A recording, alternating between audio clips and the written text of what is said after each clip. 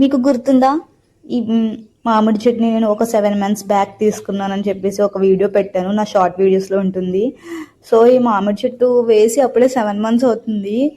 దీని గ్రోత్ అయితే కొంచెం పెరిగింది, బాగుంది. అంటే ఆకులు వస్తున్నాయి మంచిగా.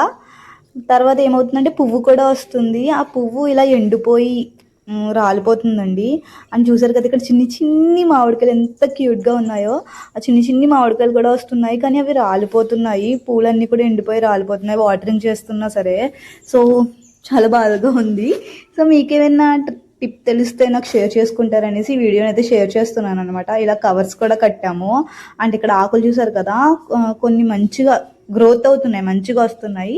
ఇంకో ఒక 2-3 ఆకులు అలాగా మంచిగా ఉండట్లేదు అనమాట. ఇలా అయిపోతున్నాయి, ఎండిపోయినట్టుగా బ్లాకిష్గా అలా అయిపోతున్నాయి అన్నమాట.